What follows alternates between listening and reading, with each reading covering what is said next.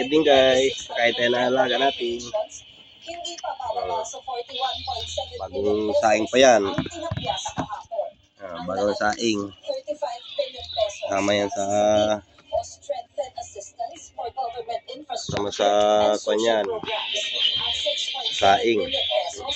Sarap yung ulam nila, oh. Diba? Amin tuyo lang. Tuyo at saka itlog.